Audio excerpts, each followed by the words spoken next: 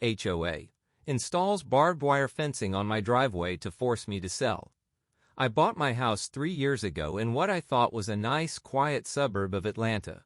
The house was perfect, 4 bedrooms, a finished basement, and a beautiful yard backing up to some woods.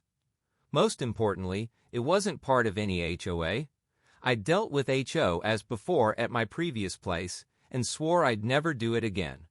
Too many rules, too many fees, and way too many power-hungry people trying to control every little thing about your property. The trouble started about 6 months ago when a group of homeowners in my neighborhood decided they wanted to form an HOA. They went door to door collecting signatures and trying to convince everyone to join. When they came to my house, I politely but firmly declined. "But Mr. Scott, think about our property values," said Karen Thompson, the self-appointed leader of this HOA Crusade. She was exactly what you'd expect. Perfectly styled blonde hair, designer handbag, and that fake smile that doesn't quite reach the eyes. "I appreciate the offer, but I'm not interested," I replied. "I specifically bought this house because it wasn't in an HOA." "Well, you should know that everyone else on the street has already agreed to join," she said, her smile getting even more strained. "You don't want to be the only holdout, do you?" "That's exactly what I want, actually. Have a nice day." I closed the door, thinking that would be the end of it. Boy, was I wrong. The HOA formed anyway, with about 80% of the neighborhood joining. At first, they just tried to pressure me with passive-aggressive notes left in my mailbox and constant complaints about minor things like my grass being half an inch too tall or my trash cans being visible from the street. I ignored all of it. Then things started getting weird. My newspaper would go missing. Random cars would park in front of my house for hours at a time. Someone kept reporting me to the city for code violations that didn't exist. It was annoying, but nothing I couldn't handle. The real trouble started when I came home from work one Friday to find a crew installing metal posts along my driveway. "What the hell is this?" I demanded, jumping out of my car. "HOA ordered installation of security fencing," the crew foreman said, showing me a work order. "Got all the permits right here." I grabbed the papers and looked them over. Sure enough, they had permits from the city to install fencing, but they were for the HOA common areas, not my private property. "This is my property, not HOA property," I said. "Pack up and leave now." "Look, man, I just do what the work order says," he replied. "Take it up with whoever hired us." I immediately called the police to report the trespassing. While waiting for them to arrive, guess who showed up? Karen Thompson and her HOA board cronies. "Is there a problem, Mr. Scott?" she asked sweetly. "You know damn well there's a problem," I said. "You can't put fencing on my property. I'm not part of your HOA." "Oh, but we can," she smiled. "You see, the city approved our permits for neighborhood security improvements. As the designated neighborhood association, we have certain rights to implement safety measures. On HOA property, maybe. Not on my private property." "Well, that's your interpretation," she said. "Our lawyers see it differently, but we'd be happy to remove the fencing if you join the HOA or sell your house to someone who will." That's when it clicked. This wasn't just harassment anymore. This was a coordinated attempt to force me out of my home. They thought they could make my life so miserable that I'd have no choice but to sell. The police arrived and took statements, but said it was a civil matter since the HOA had permits. They suggested I get a lawyer, which was exactly what I planned to do. I called my buddy Brian, who's a real estate attorney. He came over that evening to look at the situation. "Holy shit, Dave," he said, walking around my driveway where the crew had already installed several posts. "This is next-level crazy. But they just handed you a golden ticket." "What do you mean?" "They've committed multiple violations here," Brian explained. "Trespassing, attempted conversion of private property, abuse of permitting process, and possibly fraud depending on how they obtained those permits. Plus, if they actually put up barbed wire like these plans show, that's another whole set of violations." "So what should we do?" "First, we get an emergency injunction to stop the fence installation. Then we sue them into oblivion." Brian wasn't kidding around. The next morning, we were in front of a judge getting a temporary restraining order to halt any construction on my property. The HOA's lawyer tried to argue that they had valid permits, but Brian destroyed that argument by showing that they had deliberately misrepresented the scope of work to the city. But the HOA didn't back down. Instead, they doubled down. While we waited for our court date, they started installing the barbed wire fence anyway, at night when they thought no one would notice. I woke up one morning to find my driveway completely enclosed in 8-foot-high chain link, topped with razor wire, like some kind of prison yard. I immediately called the police again, and this time they took it more seriously. The barbed wire installation violated multiple city ordinances, and doing it at night in violation of a court order made it criminal trespassing. Karen and 2 other HOA board members were actually arrested. The looks on their faces when they were led away in handcuffs was priceless. Karen kept screaming about her rights and how she was just trying to protect property values. The criminal charges got the attention of local media, and soon my story was all over the local news. Other homeowners started coming forward with similar stories about HOA harassment, though none quite as extreme as my situation. That's when Brian really went to work. He filed a massive civil lawsuit against the HOA and its board members personally, citing criminal trespassing, 2. attempted conversion of private property, 3. harassment, 4. intentional infliction of emotional distress, 5. abuse of process, 6. fraud for the permit applications, 7. violation of court order, 8. civil conspiracy. The discovery process was enlightening. We got access to all the HOA's emails and meeting minutes, which showed this was a calculated campaign to force me and a few other holdouts to sell our homes. They had even created a problem property fund to pay for legal fees and enforcement actions. The smoking gun was an email from Karen to the board that said, "Once we make their lives miserable enough, they'll have no choice but to sell. Then we can control the whole neighborhood and really get property values where they should be." The HOA's insurance company took one look at the evidence and immediately tried to settle. They offered $100,000 to make it all go away. I told them to pound sand. "They tried to force me out of my home," I told Brian. "I want them to pay." The case went to trial last month. It was 3 days of pure karmic justice. Brian systematically laid out every illegal action, every piece of evidence showing their conspiracy, every violation of law and common decency. Karen tried to play the victim on the stand, claiming they were just trying to maintain community standards, but she crumbled under cross-examination. The jury took less than 2 hours to come back with a verdict. They awarded me $500,000 in compensatory damages and, here's the best part, $2 million in punitive damages. The judge also issued a permanent injunction barring the HOA from any attempts to exercise authority over non-member properties. The HOA's insurance only covered the compensatory damages. The board members are personally liable for the punitive damages. They're trying to appeal, but their lawyer told them they have virtually no chance of success. Karen had to sell her house to pay her share of the damages. She moved out last week. I made sure to wave goodbye as she left. The HOA still exists technically, but they're basically powerless now. Most of the original board members resigned after the verdict. The remaining members gave up on trying to enforce their rules after their insurance company tripled their premiums and explicitly excluded any coverage for actions against non-member properties. My driveway is clear now. The city removed all the fencing at the HOA's expense. I used some of the settlement money to install a nice new security system with cameras covering every inch of my property. I also put up a small sign at the end of my driveway that says, "Non-HOA. Property trespassers will be prosecuted." Maybe it's petty, but I also bought the brightest, most colorful lawn ornaments I could find. My yard now features a family of pink flamingos, a garden gnome collection, and a truly magnificent 6-foot-tall purple windmill. All perfectly legal, all visible from Karen's old house. Some of my neighbors who were initially part of the HOA have started asking me how they can leave it. Turns out, when they signed up, they weren't told about all the fine print in the covenant that gave the board such broad powers. Brian's helping a few of them explore their options. The whole experience taught me a few important lessons. 1. Stand your ground when you're in the right. 2. Document everything. 3.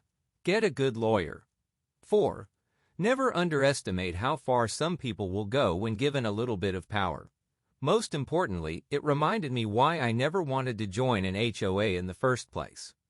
Sure, they claim to protect property values, but at what cost? The freedom to live in your own home without harassment is worth more than a theoretical increase in property values. As for Karen and her cronies, I hear they're having trouble selling their houses. Apparently, potential buyers keep finding news stories about the HOA board that tried to imprison a homeowner in his own driveway. Karma's funny like that. Last week, I hosted a big barbecue in my backyard. Lots of neighbors came, mostly the non-HOA folks and some of the normal HOA members who never supported the board's crazy actions. We all had a good laugh about the whole situation, especially when someone brought up Karen's courtroom meltdown. But what about our property values? I said in my best Karen voice, which got a good laugh from everyone.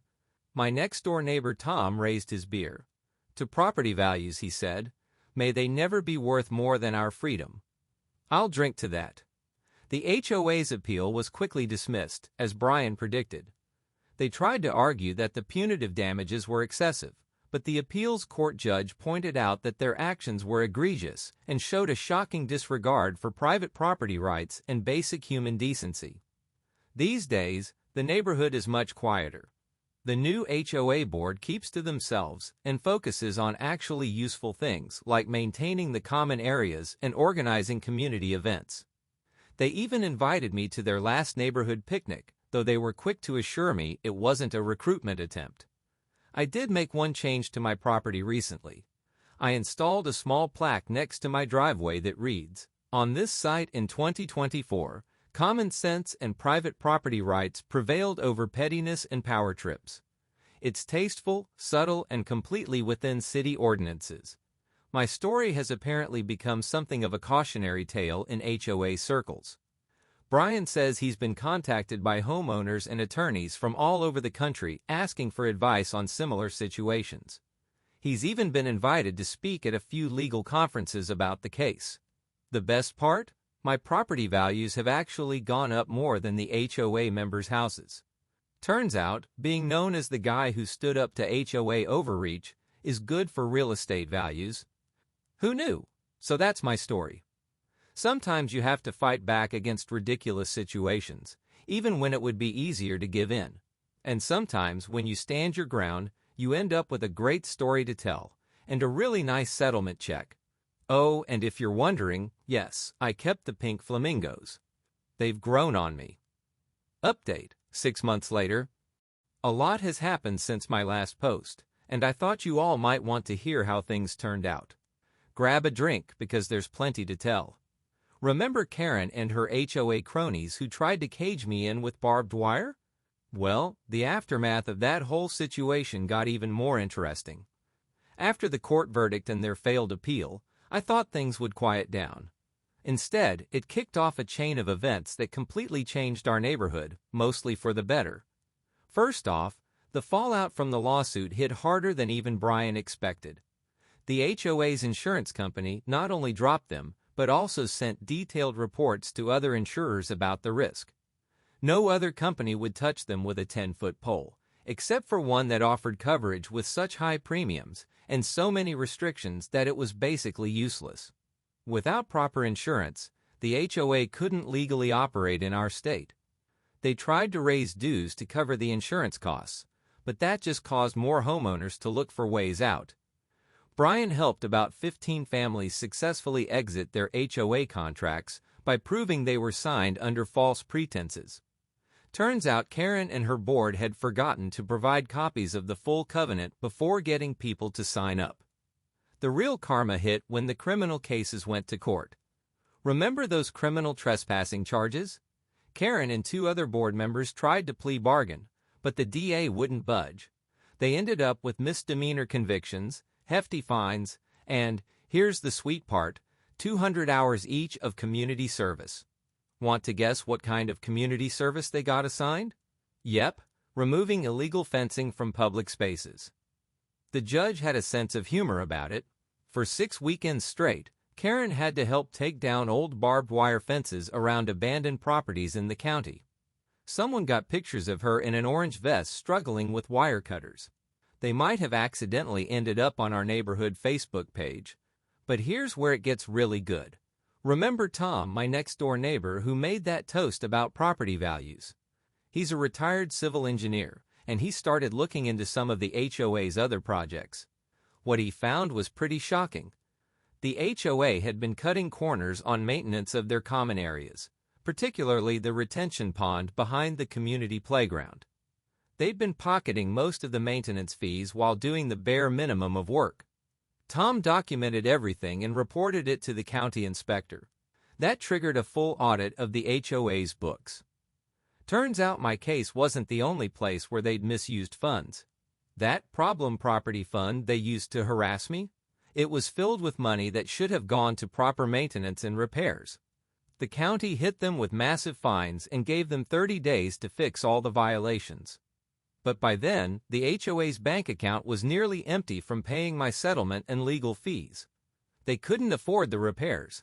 That's when something unexpected happened. The remaining HOA members, fed up with years of mismanagement, voted to dissolve the organization entirely. But that left the question of who would maintain the common areas. I worked with Tom and some other neighbors to create a voluntary neighborhood association, emphasis on voluntary. No mandatory fees, no enforcement powers, just neighbors working together to maintain shared spaces and organize community events. We even filed paperwork to make it a proper nonprofit organization. The difference in approach is night and day. Instead of threatening people over their grass length or fence height, we focus on actual community improvements. We organized volunteer days to fix up the playground and retention pond. People actually showed up and helped. Not because they had to, but because they wanted to. We've also started some cool community projects.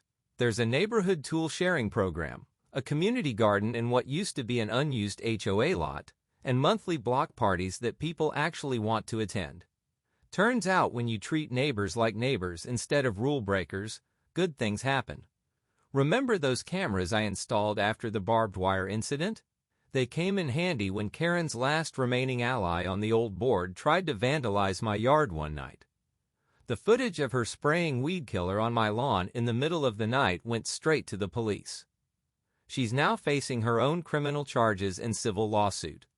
The legal aftermath of my case has had some wider implications too. Brian's been working with state legislators to draft a Homeowner Protection Act that would put stricter limits on HOA powers and make it easier for homeowners to challenge abusive practices. They're using my case as an example of why these protections are needed. He's also been helping other homeowners fight back against similar situations. 3 other cases in our state have already cited my verdict as precedent.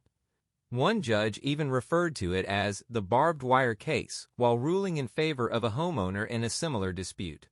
The settlement money has been put to good use.